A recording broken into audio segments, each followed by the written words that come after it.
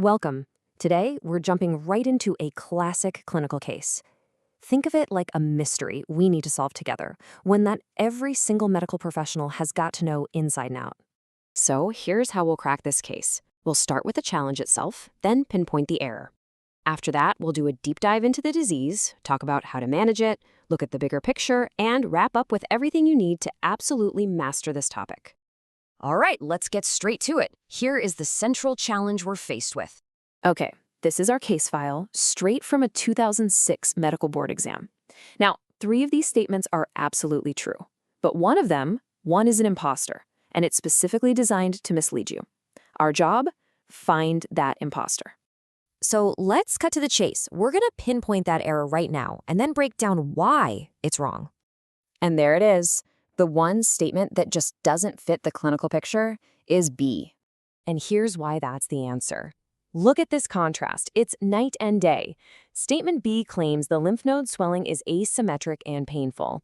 But in reality, the classic presentation of secondary syphilis is the exact opposite. The lymphadenopathy is characteristically symmetric, it's generalized, meaning it's all over the body, and critically, it's painless. This really gets to the heart of why the symptoms are what they are. You see, this isn't just some local infection anymore.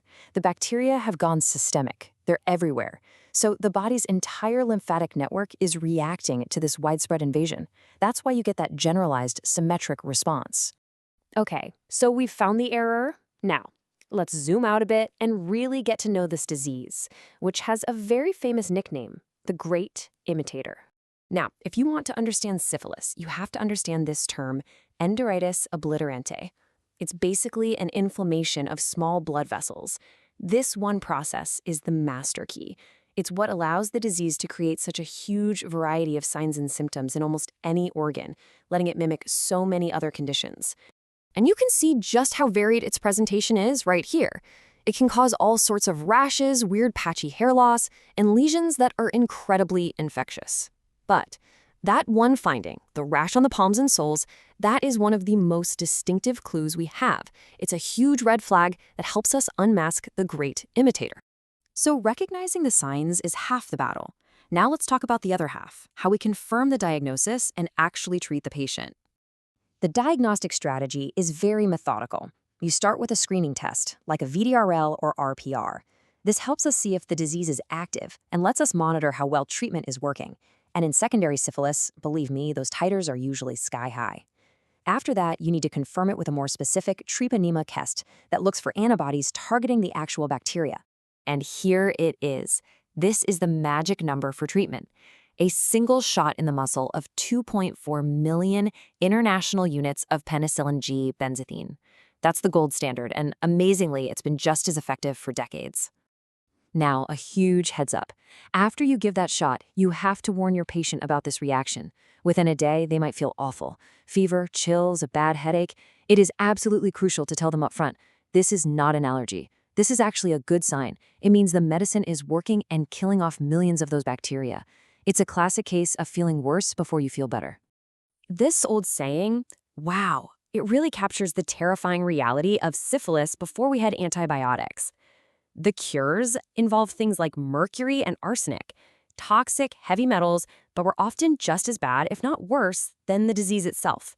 It's a pretty stark reminder of how lucky we are to have penicillin. All right, let's widen our lens for a moment. It's time to explore the amazing science and some of the surprising biological connections hiding behind this disease. Just look at this timeline. It took the work of multiple Nobel laureates to get us where we are today. We went from a devastating chronic illness to a curable infection because of these giants. You've got Ehrlich's magic bullet, Bordius diagnostic tests, and of course, Fleming's penicillin. It's a real medical epic. And get this, the animal kingdom actually holds some fascinating clues. We learned so much from rabbits because they can host a related bacterium. See, you can't just grow the human syphilis bug in a petri dish, so rabbits were essential for research. And studying similar diseases in primates and even dolphins helps us piece together the whole evolutionary story. Okay, time to bring it all home. Let's wrap this up and give you the absolute essentials so you can master this topic, whether it's for an exam or a real patient encounter. So here it is, all boiled down. If you walk away with nothing else, remember these 6 things. It's systemic. The lymph nodes are generalized, symmetric, and painless. The rash on the palms and soles is a major clue. The mucus lesions are super infectious. Transmission is surprisingly efficient, and the treatment is that one simple shot of penicillin. And for all you exam takers, here's a super simple mnemonic to lock this in your brain. Just remember the 3 Ps.